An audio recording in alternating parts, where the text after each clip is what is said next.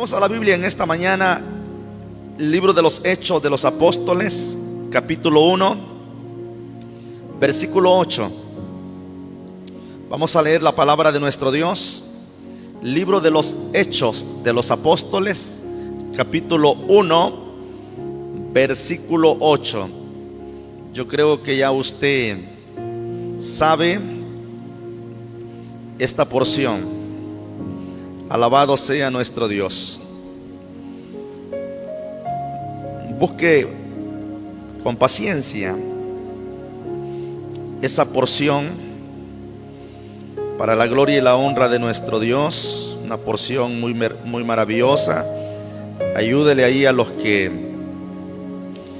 no tienen Biblia, que las puedan encontrar, porque hay porciones que a veces no los encuentran los hermanitos. Algunos se nos hace fácil, pero hay otros que no. Bendito sea nuestro Dios. Bendito sea el Señor. Hay poder en Jesús. ¿Ya se tiene? Bueno, vamos a leer la palabra honrando al Padre, al Hijo y al Espíritu Santo. Pero recibiréis poder cuando haya venido sobre vosotros el Espíritu Santo, y me seréis testigos en Jerusalén, en toda Judea, en Samaria y hasta lo último de la tierra. Oramos al Señor. Padre nuestro que estás en los cielos, te damos gracias por tu amor, gracias por tu misericordia, gracias por tus bondades, gracias por tus prodigios. Gracias, Señor, porque tú eres bueno y para siempre es tu misericordia. Mi alma te alaba, mi alma te glorifica, Señor, en esta hora. Mi alma te da la honra, te da la gloria por los siglos de los siglos. Señor, habla a nuestra vida conforme a tu divina voluntad. Habla a nuestra vida, Señor, conforme a esa voluntad santa y sagrada que tú tienes, Señor. Has dicho en tu palabra que el que pide recibe, que el que busca halla, y el que llama también se le abrirá. Yo deseo, Dios mío, que sea usted enviando esa bendición maravillosa. Sea usted, Señor, llenándonos de tu gracia, llenándonos de tu poder. En el nombre de Jesús, muchas gracias, Señor. Gracias, Jesús. Amén y amén. Quiero hablar en esta mañana sobre el tema el esparcimiento de la iglesia cristiana. El esparcimiento de la iglesia cristiana. Estimados hermanos, apreciables amigos, cada vez que nosotros nos reunimos en un templo, muchas de las ocasiones o casi todas es para poder meditar en la palabra del Señor. Nosotros encontramos a la luz de la Escritura cuál es la iglesia verdadera. ¿Cuál es la iglesia que Cristo compró con su sangre preciosa? Hay grupos, religiones que se autodenominan venir desde las extrañas de Jesús, trayendo algunos el apostolado y otros creyéndose ser iglesias históricas. Sin embargo, a través de estos 2000 años que han pasado, estimados hermanos y apreciables amigos, tal vez no hay en sí un grupo que pueda, aunque se autodenominan, pero en sí es difícil, hermanos, a través de la historia encontrar esa línea o esa sucesión como algunos lo mencionan. La iglesia ha surgido a través de los siglos, a través de las edades, de diferentes maneras, de diferentes formas. El espíritu de la palabra, el espíritu del evangelio se ha venido propagando a través de los tiempos. Porque sí es cierto que Jesús murió y resucitó, pero dejó a los apóstoles. Los apóstoles predicaron el evangelio y también murieron de diferentes maneras. Más tarde se levantaron los padres de la iglesia, pero también murieron.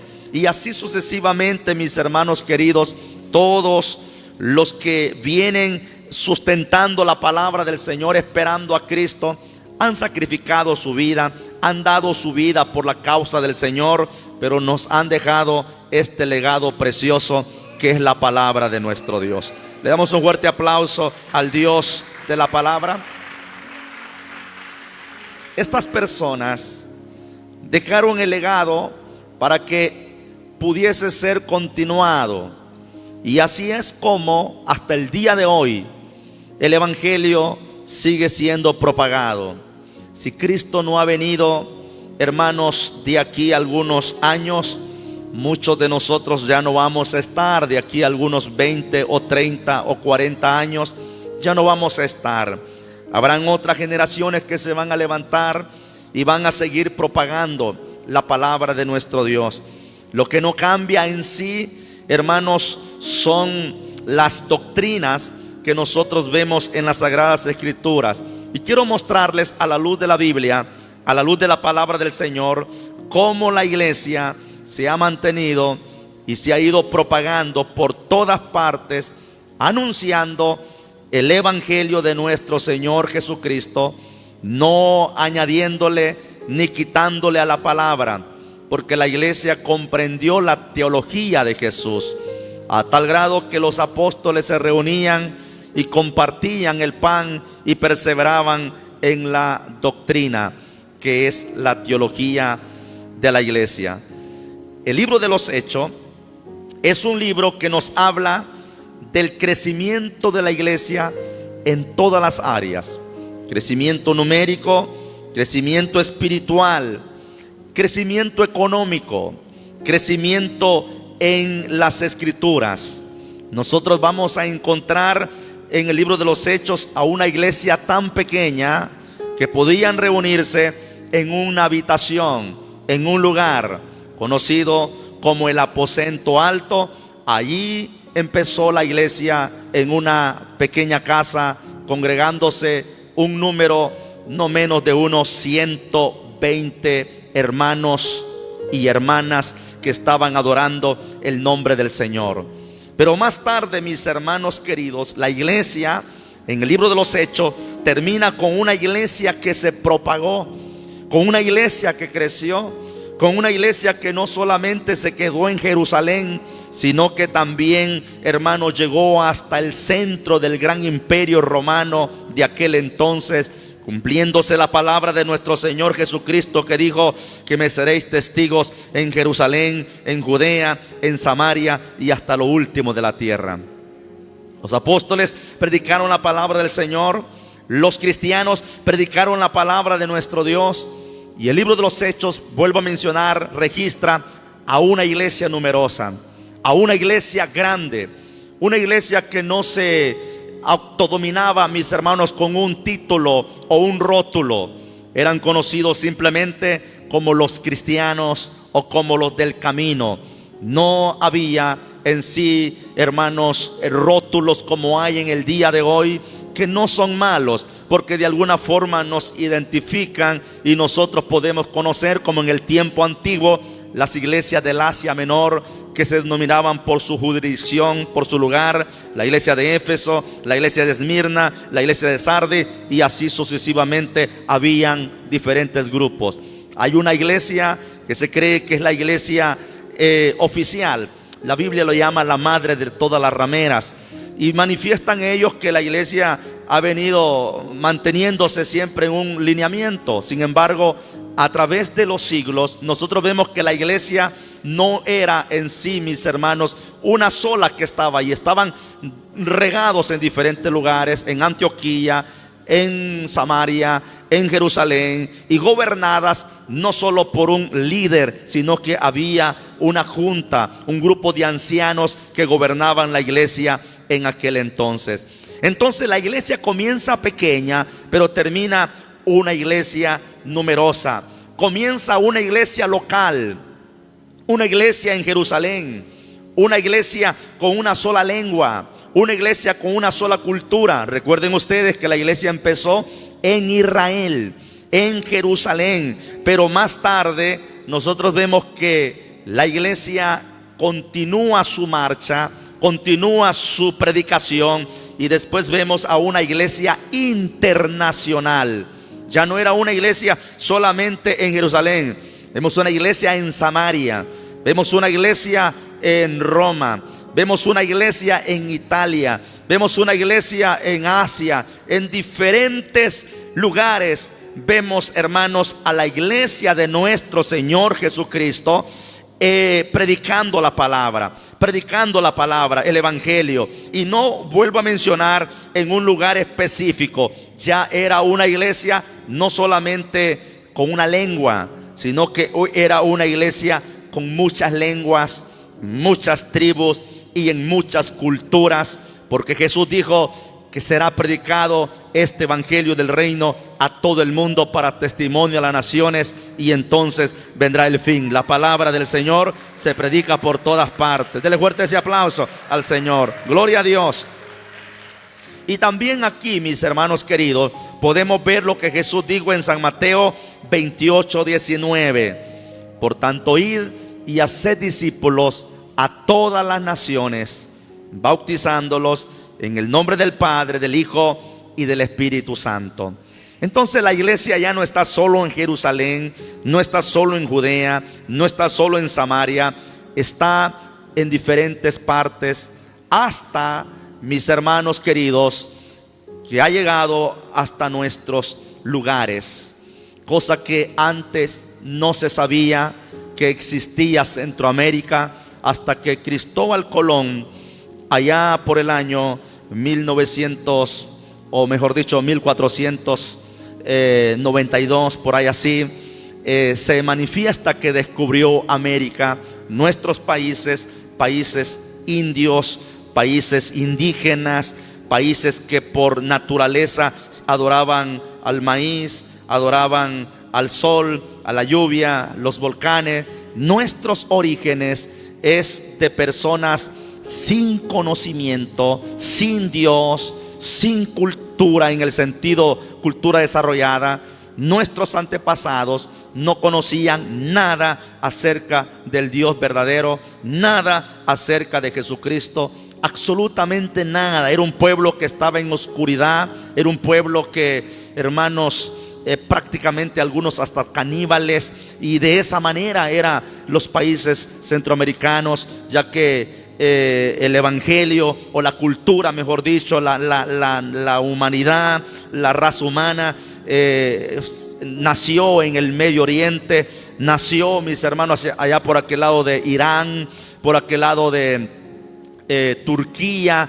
Allá nació la humanidad, y la humanidad se cree que allá mismo va a terminar, va a concluir, y así sucesivamente se fueron descubriendo más lugares, más pueblos, y todos, cuando se iban descubriendo, de alguna forma, mis hermanos, iban llevando una lumbrera, una luz. Y gracias a Dios que de alguna forma Dios usó a un grupo de personas que mencionaron el nombre de Jesús, mencionaron la palabra de Dios, mencionaron a Jesucristo, mientras de alguna forma algunos estaban subyugando las naciones con una religión.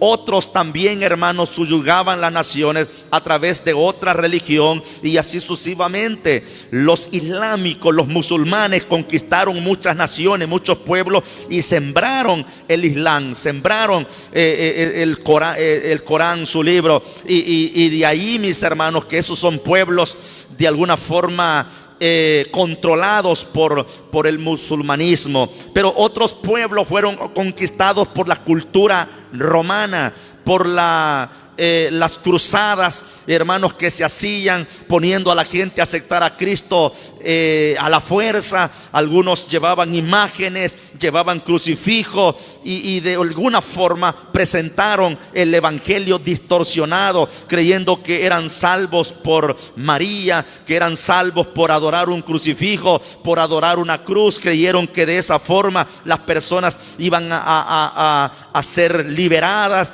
y metieron el evangelio a la fuerza, y muchos de nuestros indígenas murieron porque no adoraron una cruz, porque no adoraron una imagen, porque ellos estaban, hermanos, estaban de alguna forma arraigados a una religión también que tenían, y para ellos era algo extraño, y no presentaron el evangelio que Jesús de veras quería que presentaran. Presentaron un evangelio cruel, un evangelio asesino, un evangelio, mis hermanos, de muerte, a tal grado que cuando los misioneros cristianos, verdaderos misioneros cristianos, llegaron, hermanos, para poder presentar el evangelio, la gente, los indios, los indígenas, estaban hartos ya de ese Jesús, de ese Cristo, de ese evangelio, porque habían visto a sus padres morir por no adorar una imagen, habían visto a sus padres, a sus madres, a su tribu morir por las cruzadas que supuestamente los cristianos las hacían.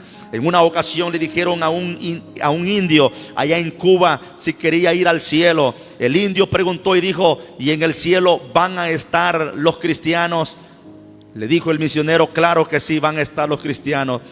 Él dijo: prefiero estar en el infierno y no estar en el cielo con esos cristianos. Habían sido marcados por el puñal, marcados por la espada, porque creyeron que el evangelio se tenía que meter a la fuerza a las personas. Jesucristo dijo: si alguno quiere venir en pos de mí, niéguese a sí mismo, tome su cruz y sígame. El evangelio es voluntario. El evangelio, hermano, se recibe de corazón, se recibe por amor. Nadie es llamado a la fuerza.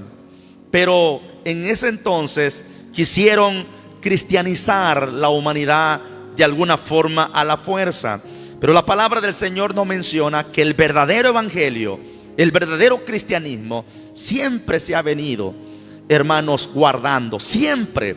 Y aunque hay algunos que distorsionan el evangelio, la palabra del Señor, siempre hay un remanente que se mantiene. Que mientras algunos querían conquistar a las naciones y a los pueblos con la espada, hermanos, con la cruz y cuantas cosas más, hubieron otros que doblaron sus rodillas y clamaron a Dios por esos pueblos, por esas naciones. Y un día el evangelio llegó, el evangelio, mis hermanos, penetró, y gracias a Dios, gracias al Señor, que también el evangelio puro y verdadero vino hasta nuestros países, vino a nuestras tierras. Porque, mis hermanos queridos, hace más de 50 años atrás eran pocas iglesias cristianas evangélicas que habían. Hace 50 años atrás en algunos lugares no había evangelio. Hace poco, o no sé, creo que en este año la iglesia de Mojones va a estar celebrando aniversario, no sé si 75 años de que el evangelio llegó a ese lugar. Y de Mojones el evangelio se esparció, mis hermanos. Santa Rosa de Lima no había evangélicos, excepto algunos pequeños grupos de otras denominaciones, pero eran reducidos los grupos de cristianismo. Estaba leyendo la historia de El Salvador, y en el tiempo de Maximiliano Hernández, en el año 1932, hubieron misioneros que vinieron a este lugar para predicar la palabra. Algunos fueron encarcelados porque no andaban identificaciones, porque no permitían que el evangelio fuese predicado en nuestro país. En nuestra Constitución de la República hay una iglesia oficial, y no es la iglesia evangélica cristiana. La iglesia oficial que sembraron los españoles, que sembraron, mis hermanos, los religiosos, fue la iglesia católica, apostólica y romana, como ellos se denominan. Y así quedó oficialmente, porque fueron ellos que de alguna forma trajeron, mis hermanos, cierto grado de persecución y de subyugación también hacia los pueblos. Si ustedes observan, hoy vamos a entrar, o estamos ya en el mes pátrico, en el mes patriótico, en el mes supuestamente de la independencia. Se ha distorsionado la celebración de la independencia. Hoy lo que la gente quiere ir a ver son las cachiporras, son las muchachas que salen bailando, las bandas conocidas como bandas de guerra, y quieren ir a ver eso. Pero el espíritu de la independencia patria no son las cachiporras que salen, no son las bandas de guerra que están saliendo, no son los niños que salen vestidos de médicos. No, hay un espíritu más fuerte. En la escuela me enseñaron a mí quiénes fueron los próceres, me enseñaron quién fue Matías Delgado, me enseñaron quién fue José Manuel Arce, me enseñaron quién fue José Simeón Caña, me enseñaron quiénes fueron todos estos personajes. Y sabían ustedes que muchos de estos personajes eran sacerdotes católicos que firmaron la independencia de los pueblos del yugo español, pero no en sí era del yugo de la corona española, era del yugo prácticamente religioso, porque la lamentada Santa Inquisición que practicó la Iglesia Católica Apostólica y Romana hizo estragos, mataron a miles y miles y miles de personas, los quemaron en las hogueras, los metieron, hermanos, en cuestiones calientes, los crucificaron. Y esos mismos sacerdotes religiosos, hermanos, que firmaron allí, estaban hartos de ver tanta sangre, solo porque no se sometían a la religión, porque el fraile o el sacerdote llegaba y decía a la gente que tenían que adorar a ese Cristo que ellos traían, y la gente no estaba consciente. Algunos los trataban de hereje, otros los trataban de brujo y cuantas cosas más. Entonces, en ese grito de independencia no solamente fue la liberación de los pueblos de la corona española, sino que también del yugo religioso. Hay un trasfondo histórico dentro de esto. Jesús dijo en una ocasión: y conoceréis la verdad, y la verdad os hará libre. Y vuelvo a mencionar, todavía en el año 1932 en nuestro país, la iglesia evangélica, a la misión que nosotros pertenecemos, tiene una historia que nace allá por el año 28 o 27, hermanos queridos, con un pequeño, con un hermanito que vino de Guatemala con el evangelio y empezó a predicar la palabra de nuestro Dios, supuestamente en el año 27 o el año 28. Se tiene esa historia. Pero habían denominaciones como la centroamericana, las iglesias bautistas, Asamblea de Dios, casi somos primos hermanos, Iglesias Príncipe de Paz, entre otras. Pero la denominación más antigua en nuestro país viene siendo la denominación centroamericana. Y los misioneros, algunos misioneros que vinieron a nuestro país para, hermanos, predicar el evangelio, algunos no pudieron entrar. La situación era crítica. Recuerden, estoy hablando, hermanos, de cosas recientes. Estoy hablando de cosas que hace poco se han empezado a implementar. Antes la gente estaba ciega, no conocía el evangelio. Había una religión que estaba gobernando. Por eso la gente decía: en la religión que murió mis padres, allí voy a morir. Muchos antes, hoy casi no, pero antes, muchos que aceptaban a Cristo tenían que dejar su familia, tenían que renunciar a su casa, tenían que renunciar a sus padres. Antes el que se hacía evangélico pagaba un precio, mis hermanos. Era odiado por los padres, era odiado por los hijos. Lo sacaban de la casa, le decían: hijo, nosotros no le enseñamos esa religión, esa es una religión del diablo. Y así trataban el evangelio. Pero bendito sea Dios, que el evangelio es poder que cambia, es poder que transforma. Su nombre. Algunos de ustedes, no sé, nacieron sustentando una religión y ustedes creían que estaban bien, y su abuelito creía que estaba bien, y su tatarabuelo creía que estaba bien. Y hoy que usted ha leído la palabra, ha escuchado el mensaje, se da cuenta la ignorancia que había en nosotros. Por eso Pablo dice que Dios, habiendo pasado por alto el tiempo de esta ignorancia, hoy manda a todos los hombres en todo lugar a que se arrepientan. El evangelio trascendió cultura, trascendió lenguas, pueblos, naciones, tribus. El evangelio llegó, mis hermanos queridos, hasta lugares incalculables que podían llegar. Pero el Señor es fiel en su palabra cuando dijo que el evangelio tenía que ser predicado en todo el mundo. En el libro de los Hechos sobresalta una figura muy importante, y esa figura es el Espíritu Santo. Jesús dijo: me voy, pero no los dejaré solo. Les dejaré otro, les dejaré el Consolador, el que estará con ustedes. Y usted va a ver que en el libro de los Hechos el Espíritu Santo se mueve en la vida del creyente, porque lo que nos da vida es el Espíritu Santo, lo que nos da poder es el Espíritu Santo, lo que nos da fuerza es el Espíritu Santo. Vivamos con el Espíritu Santo. Hermanos, pidámosle a Dios que nos llene de su Espíritu Santo. Lo que nos da fuerza para seguir en el evangelio es el Espíritu Santo. Lo que le dio valentía a Esteban fue el Espíritu Santo. Aunque las piedras le hacían, hermanos, heridas y lo aterraban con piedras, matándolo, Esteban estaba lleno del Espíritu Santo.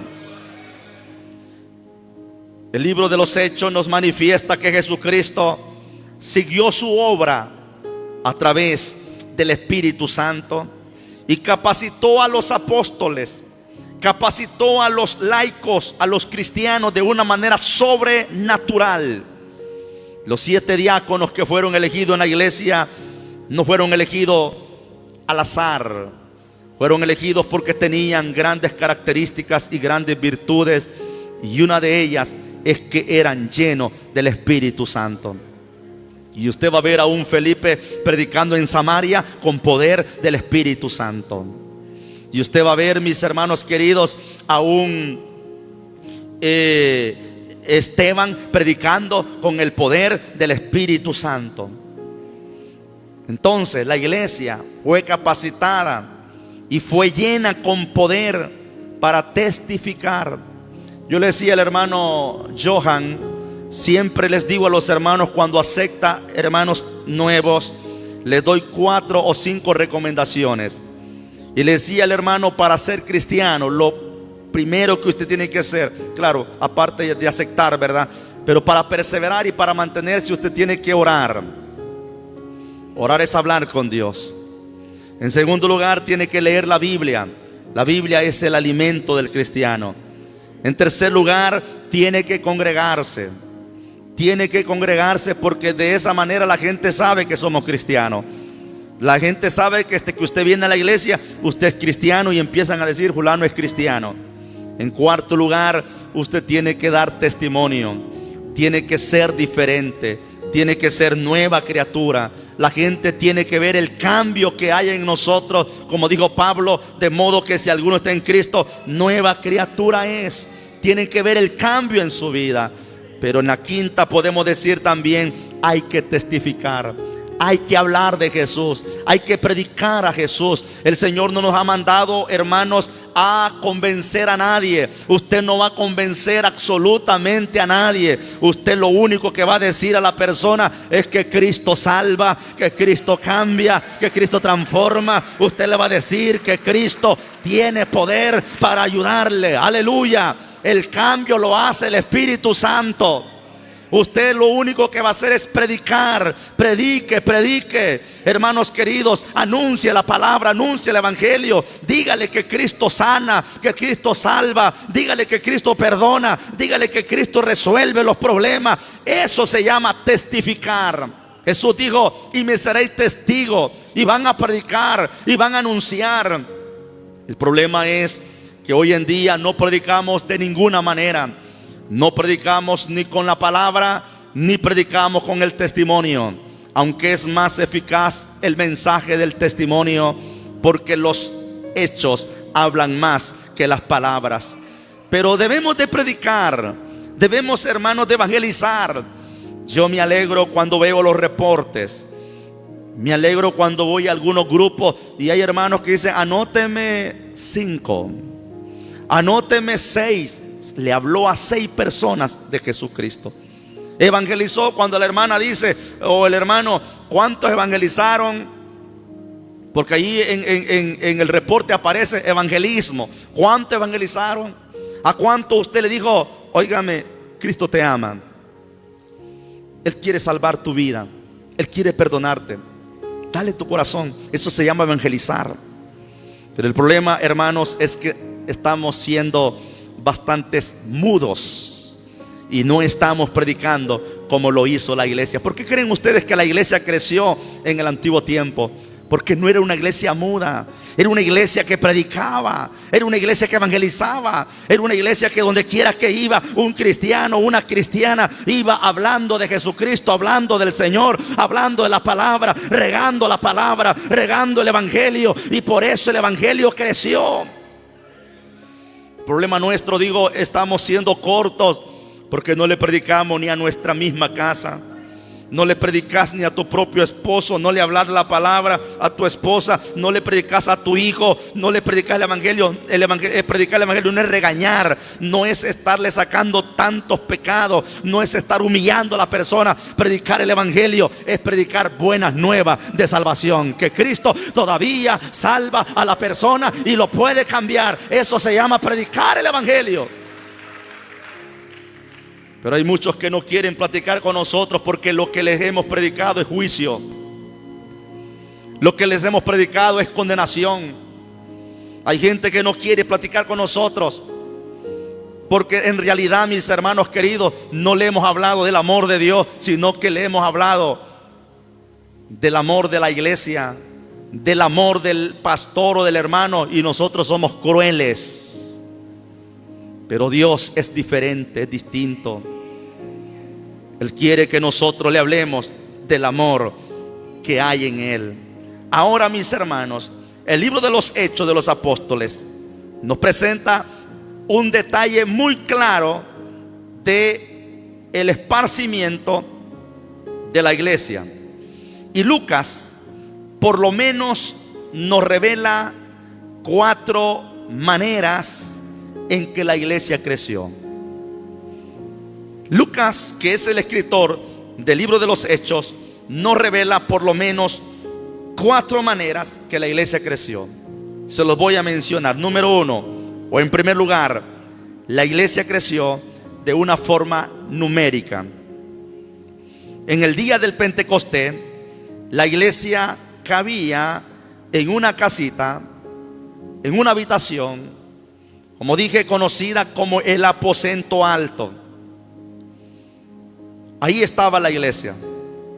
Sin embargo, más adelante usted va a encontrar que miles de judíos fueron salvos en Jerusalén. Y vamos a leer algunas porciones bíblicas. Si usted tiene el libro de los Hechos, manténgalo.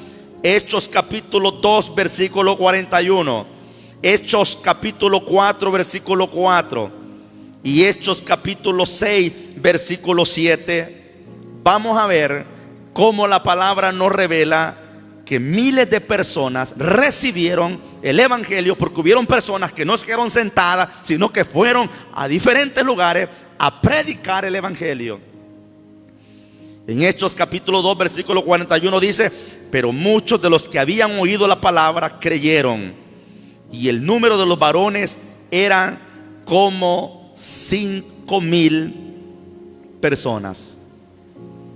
Recuerden que anteriormente había habido una conversión de 3,000 personas en los mensajes que Pedro predicaba. Pero en Hechos capítulo 4 versículo 4 dice: pero muchos de los que habían oído la palabra creyeron. Ese es el que estamos leyendo, ¿verdad? Y el número de los varones eran como 5,000. Bueno, creo que Hechos 2:41 dice: así que los que recibieron su palabra fueron bautizados, y se añadieron aquel día como 3,000 personas. Entonces, aquí tenemos números de personas que se podían contar todavía. Pudieron contar 3,000 personas en el primer sermón del apóstol Pedro. En el siguiente sermón pudieron contar como 5,000 personas, no echando en cuenta las mujeres. Solamente contaban los varones. Pero en Hechos capítulo 6 y versículo 7 dice la palabra: y crecía la palabra del Señor. Oiga esto: y crecía la palabra del Señor, y el número de los discípulos se multiplicaba grandemente en Jerusalén. También muchos de los sacerdotes obedecían a la fe. Aquí ya no tenemos registros, aquí no tenemos números. Aquí vemos a una iglesia numerosa, a una iglesia, mis hermanos, que creció de una manera sobreabundante, a tal grado que incluso sacerdotes de la secta de los saduceos y fariseos aceptaban a Jesús. Vuelvo a mencionar, quien cambia, quien transforma, quien hace nueva criatura no somos nosotros, no es el pastor, no es, hermanos queridos, el evangelista. Quien cambia y transforma se llama Jesús de Nazaret por medio del Espíritu Santo de Dios. Hace poco escuchaba, no sé hasta qué punto, una persona que decía que había sido pastor, y esa persona se había ido para el catolicismo y había andado dando conferencias por todas partes diciendo que el evangelio era una secta y que él había sido pastor de una iglesia muy grande, pero que había conocido la verdad y había abrazado la fe verdadera, la fe de la Santa Madre Iglesia Católica, y que había encontrado a su madre, la Virgen María. Y ese hombre anduvo por muchos años.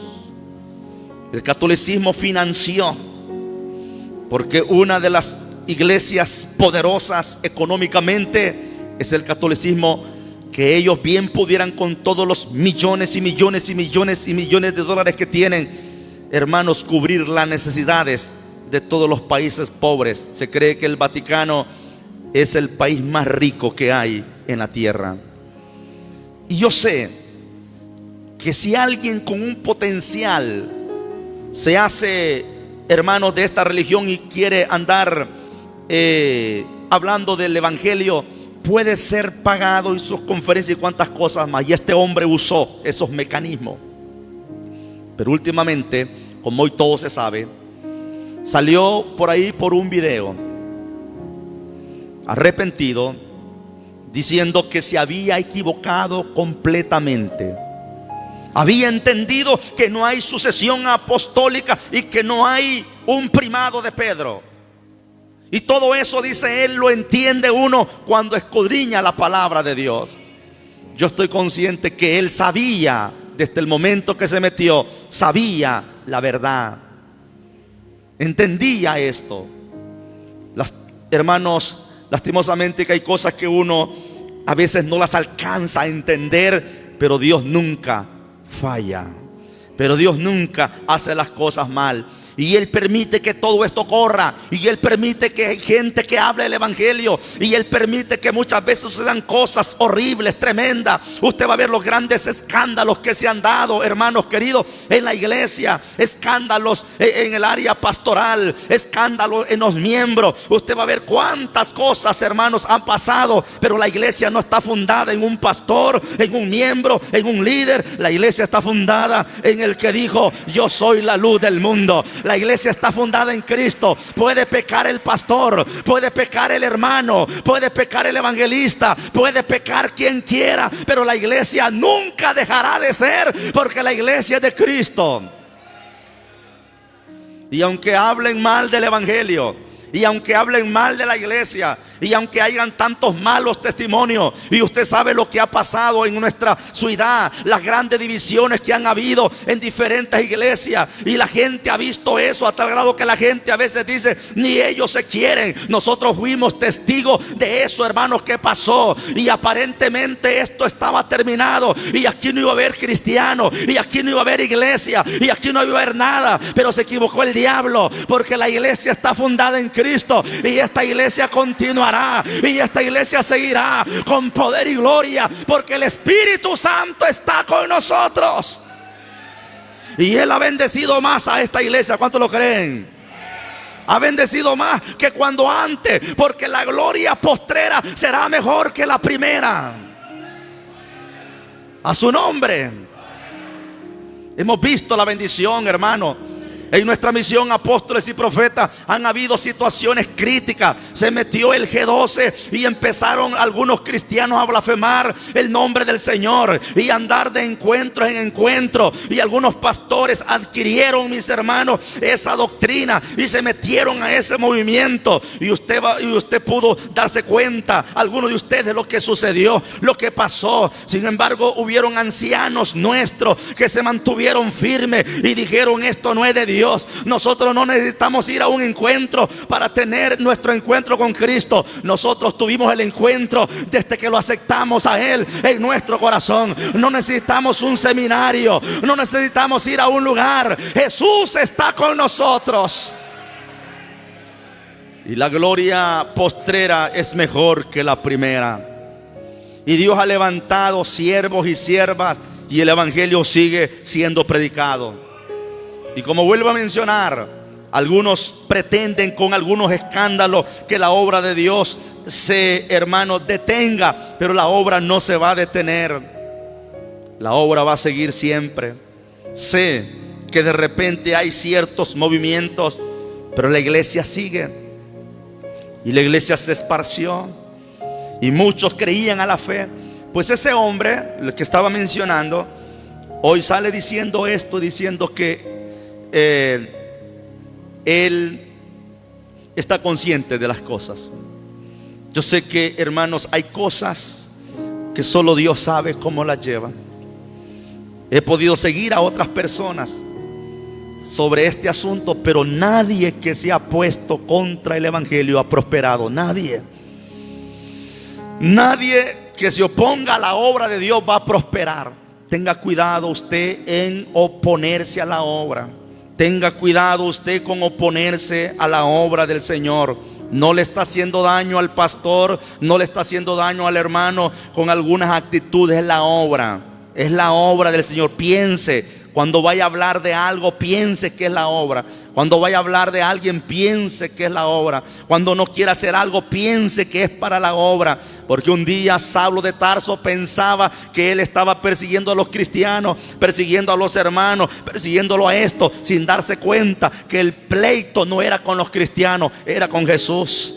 Por eso Jesús, cuando le salió al encuentro, le dijo: Saulo, Saulo, ¿por qué me persigue? No es el problema con el pastor, no es el problema con el hermano, no es el problema con el líder. El problema es conmigo, dice Dios. ¿Por qué me persigues? Y Saulo no sabía, porque Saulo había visto a los cristianos llorar, a los cristianos sufrir, a los cristianos, hermanos, lamentarse, revolcarse. Había visto la fragilidad de los cristianos, había visto la pobreza de los cristianos, había visto la humillación de los cristianos. Hermanos, burlaba de ellos, los masacraba, los hacía pedazos, le ponía el zapato en la cabeza, los esparcía terriblemente. Pero un día se encontró con el Dios de los cristianos, el Rey de Reyes y Señor de Señores, el poderoso, aleluya, el grande Jesús de Nazaret. A su nombre, hermano, a su nombre. Y Saulo cayó, y no fueron los cristianos que cayeron a tierra, fue él que cayó a tierra. Y Jesús le dice: ¿por qué me persigue? ¿Quién eres, Señor?, dice Saulo, humillado. ¿Qué quieres que yo haga, Señor? No eran los cristianos que estaba allí, hermanos, tratando. La iglesia creció. A pesar de las persecuciones, la iglesia se dispersó por todas partes. Yo quiero que vea esta porción que está en el libro de los Hechos de los Apóstoles, capítulo 8 y el versículo 4, versículo 3. Hechos de los Apóstoles, capítulo 8, versículo 3, para que usted vea lo que sucede en este caso. Dice así la palabra del Señor: y Saulo asolaba la iglesia, y entrando casa por casa arrastraba a hombres y a mujeres y los entregaba en la cárcel. La persecución dispersó a los creyentes, pero esto iban de todas partes, por todas partes, anunciando el evangelio. El libro de los Hechos nos revela el aumento numérico de la iglesia. En tercer lugar, la iglesia creció geográficamente. Nuevos lugares se añadieron, mis hermanos queridos, en lo que fue el conocimiento de la palabra del Señor. Empezó en Jerusalén el evangelio, y Hechos nos explica que la persecución dispersó a los creyentes de Jerusalén a otros lugares. Eso es lo que dice Hechos capítulo 8 versículo 1. Y Saulo consentía en su muerte. En aquellos días hubo una gran persecución contra la iglesia que estaba en Jerusalén, y todos fueron esparcidos por todas las tierras de Judea y de Samaria, salvo los apóstoles. La iglesia fue esparcida, y más tarde encontramos la iglesia en Roma, que ya existía antes que Pablo llegase ahí. Se cree que la iglesia en Roma no la fundó Pablo, no la fundó Pedro. La iglesia en Roma la fundó grupos de estos cristianos que salieron, hermanos, hacia los continentes, hacia los países, y predicaron la palabra de Dios. Cuando Pablo se dio cuenta que en Roma había cristianismo, Pablo se decidió ir a ver a los hermanos en Roma y predicarle el evangelio de Jesucristo. No fue un accidente que Hechos capítulo 1 comienza diciendo que la iglesia empieza en Jerusalén y termina por todas partes. Lucas ordena la historia presentando el crecimiento de la iglesia por todos lugares. Tercer lugar, la iglesia creció socialmente. En los comienzos, la iglesia era judía. Solo la conformaban judíos la iglesia. Usted va a encontrar en Hechos 1:1 y en Hechos 7:60 el mensaje de Esteban, que la palabra solamente era para los judíos. Ahora la pregunta es: ¿cómo fue que se abrió el evangelio a otras razas, a otras naciones? Bueno, la Biblia dice en Hechos capítulo 2 que en el día del Pentecostés vinieron no menos de 15 lugares, de 15 nacionalidades a Jerusalén. Y ahí, mis hermanos queridos, escucharon la palabra de nuestro Dios. Judíos que vivían en otros países, pero que de alguna forma habían conocido, mis hermanos queridos, la ley de Dios. Judíos que se habían mezclado también con otros de otros pueblos, y a eso se le llamaban judíos helenistas, judíos también aparentados con griegos. Y eso es que usted encuentra aquí también en el libro de los Hechos de los Apóstoles, capítulo 6, versículo 1, donde había ya dos grupos. No solo eran judíos, sino que ya había otro grupo también ahí, llamado los griegos. Dice la Biblia en Hechos 6:1: en aquellos días, como crecía el número de los discípulos, hubo murmuraciones de los griegos contra los hebreos, de que las viudas de aquellos eran desatendidas en las distribuciones diarias. Ya aquí usted va a encontrar a un grupo de habla griega, a un grupo de personas de otra nacionalidad y a un grupo de personas hebreas. Entonces, mis hermanos queridos, hay ya un cumplimiento en Hechos capítulo 1 versículo 8, porque también en este versículo que nosotros tomamos de base dice que el evangelio iba a llegar a Samaria. Y en Hechos capítulo 8 usted va a encontrar a un Felipe predicando a los samaritanos. ¿Cuántos alaban al Señor? Y más tarde predicándole a un etíope, a una persona de Etiopía, de otro lugar.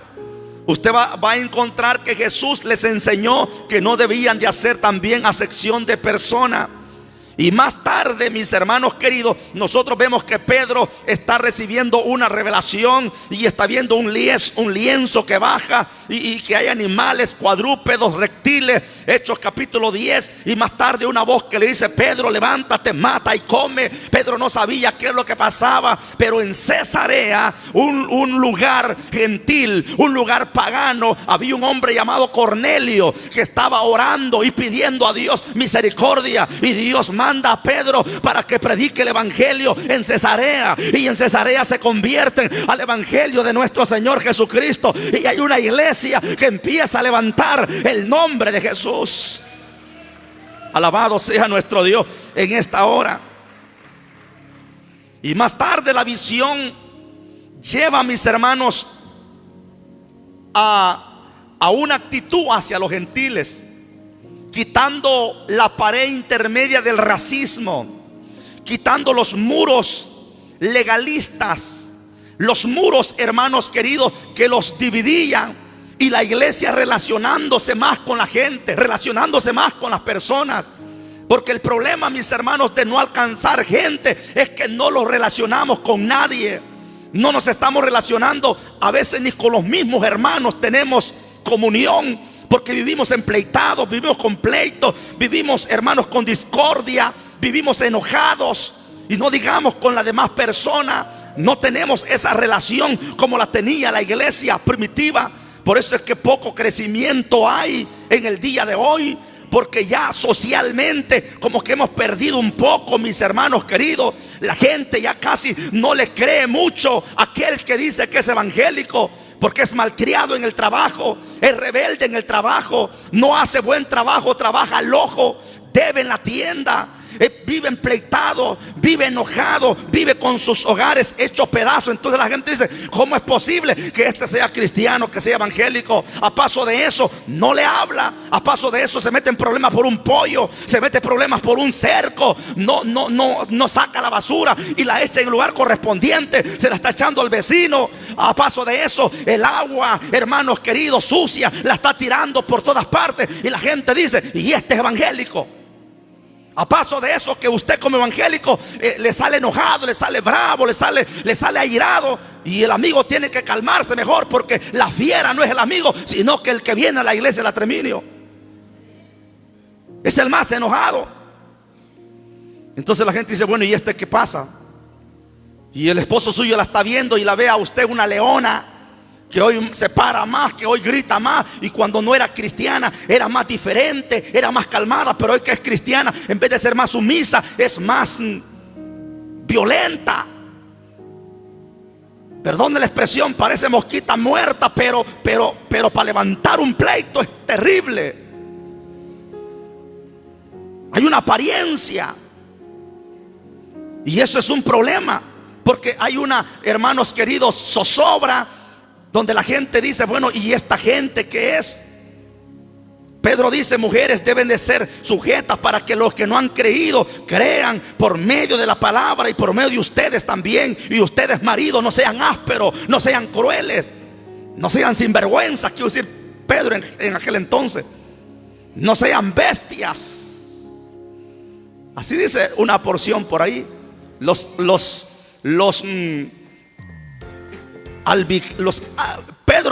Pablo le dice a Tito que hay un lugar donde son malas bestias. Entonces el área social como que se está perdiendo, mis hermanos. A paso de eso, que no los estamos identificando también como cristianos. Vivimos vidas mundanas, vidas apagadas, vidas que no damos luz. Somos, hermanos, casi, los amigos andan mejores en algunas líneas que uno de evangélico, que algunas hermanas, muchas veces hermanas en la iglesia, que andan como quieren, viven como quieren, salen como quieren. ¿Y quién les dice algo? Y vienen aquí, mis hermanos, a presentar un manto de humildad y de cuantas cosas, cuando allá afuera han andado haciendo cosas, subiéndose en las chicaguas, si es posible, allá en la feria, en las carrozas, salen a bailar, salen a hacer cosas terrible. Aparecen en TikTok bailando canciones paganas, mundanas, y más tarde están en la iglesia supuestamente alabando a Dios, y la gente allá afuera nos está viendo por Resplandece TV. De buen testimonio, vístase bien, hable bien, no sea vulgar, no sea malcriado, presente el evangelio de Jesús, para que la gente vea que el evangelio cambió nuestra vida. Aquí no nos escondemos, hermanos. Y algo tremendo es que el canal Resplandece TV está saliendo por todas partes. Y está hermano Daniel haciendo pruebas y poniendo cámaras, y este muchacho por aquí. Y por eso algunos se quedan allá escondidos porque no quieren que le pongan las cámaras. Pero yo ya le dije que le pongan la cámara a todos. Aquí no se puede esconder. Y si se esconde del hombre, no tiene caso. No tiene caso, porque el hombre, ¿qué le va a hacer? Hermanos queridos, a quien tenemos que temerle es al Dios que dijo: yo soy el que soy, el todopoderoso, el que da vida, Jesús de Nazaret, a su nombre. La iglesia creció socialmente porque la iglesia tenía compañerismo. Hoy en las casas que estamos haciendo los grupos de crecimiento, ¿cómo va a llegar un amigo ahí si sabe bien que ahí el dueño de la casa no le habla a nadie, no se lleva con nadie? ¿Cómo ver un crecimiento, mis hermanos? El líder puede llegar, o cualquier otro puede llegar, pero ¿qué pasa con la relación de esa familia, esa casa? O el líder, ¿cómo va a llevar a alguien si no hay una buena comunión o relación? La iglesia primitiva creció porque dice la Biblia: y tenían todas las cosas en común. ¿Por qué será que hoy no acepta a la gente? Un hermano me dijo hace poco: pastor, mire por qué no acepta a la gente. Y en una ocasión por casi desmayaba yo también, y por poco renunciaba al ministerio de evangelista, porque he andado en diferentes lugares predicando y predico y salgo hasta con mi garganta cansada y nadie acepta. Yo decía: creo que tal vez ya caducó este ministerio. Pero me doy cuenta que el aceptar no es por el predicador. No es que cuando vino el hermano aquel, usted viera cuánto aceptaron, usted viera cuántos vinieron a Jesús cuando vino aquel hermano. ¿Sabe que quien hizo la obra fue el Espíritu Santo? Y quien actuó fue usted, que trajo a esas personas. Fue usted que les hizo la invitación, y por su amistad vinieron a este lugar. Por su amistad, porque los que hemos venido acá a veces venimos por la amistad de alguien. Alguien nos trajo, alguien nos dijo: vamos a la iglesia, vamos a ese lugar. Y yo quiero decirle a los hermanos tiernos que están en este lugar: la iglesia ahorita no está en el temple que tiene que estar. No. Ahorita hay una guerra, hay una lucha, hay una batalla, y vamos a encontrar eso. Pero Jesús dijo, mis hermanos, que el que persevere hasta el fin, este será salvo, dice la palabra de nuestro Dios. Dele fuerte ese aplauso al Señor en esta hora. Entonces la iglesia creció socialmente, y aún los gentiles podían ser salvos. Y esto asombró a los creyentes que estaban, mis hermanos, en otros lugares. Pero el Señor les dijo: quiten esos prejuicios, quiten esas barreras, quiten ese legalismo, que si no se circuncida, que si no guardan la ley, que si no guardan el sábado van a ser salvos. Quiten eso, porque la salvación es por gracia. Número 4, la iglesia creció en su teología. En los primeros días los creyentes eran judíos, y a ellos les tomó mucho tiempo entender la relación entre la ley y la gracia. Los judíos les costó comprender la gracia que era el evangelio. Le costó tremendamente comprender lo que era la salvación por gracia. A tal grado que en Hechos capítulo 15 hay una pregunta muy importante que Pedro hace y dice: los gentiles necesitan ser circuncidados y guardar la ley de Moisés para ser salvos. Preguntan Los gentiles tienen que estar haciendo penitencia, tienen que estar haciendo rosario, tienen que estar haciendo todo esto, caminar de rodillas e ir cargando cosas para poder ser salvo. Y Pedro respondió y dijo: no. Hechos capítulo 15, versículo 5. Y ellos manifestaron lo siguiente, y con esto termino. Hechos capítulo 15, versículo 11. Antes creemos que por la gracia del Señor Jesús seremos salvos de igual modo que ellos. Los judíos tienen sus mandamientos y tienen sus leyes, y ellos tienen que mantenerse dentro de esa línea. Pero los apóstoles mencionaron y dijeron: nosotros estamos conscientes, estamos sabidos, creemos. Esto se llama fe. Creemos que por la gracia del Señor Jesús seremos salvos. ¿Por qué vamos a ser salvos, hermanos? Por la gracia del Señor Jesús. ¿Por qué vamos a ser salvos? Por la gracia del Señor Jesús. Pero que esa gracia no se transforme en libertinaje para pecar. No, ya soy salvo, si ya acepté a Jesús, ya no. ¿Y qué más? ¿Qué más voy a hacer? Los salvos se conocen. El que es salvo vive conforme a la palabra. El que es salvo se somete a la palabra. Y porque soy salvo, no hago esto. Porque soy salvo, no hago esto otro. No hago las cosas por ser salvo. No, las hago porque ya soy salvo. Y estoy guardándome como una novia para mi amado. Me estoy guardando como la novia que se guarda virgen, que se guarda limpia, que se guarda con su traje bien arregladita para su esposo, para su novio. Pues nosotros somos la novia de Cristo Jesús. Limpiémonos de todo peso del pecado. Limpiémonos de toda carga, mis hermanos. Liberémonos, para que cuando Cristo venga nos halle haciendo así y nos diga: ven, buen siervo, en lo poco me fuiste fiel, en lo mucho te pondré, pasa adelante. Aquí tengo una mansión que he preparado para ti desde la fundación del mundo. Póngase de pie en esta hora.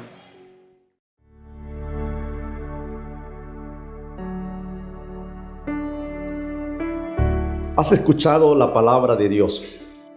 Te invitamos a que recibas a Jesucristo como el único y suficiente Salvador personal.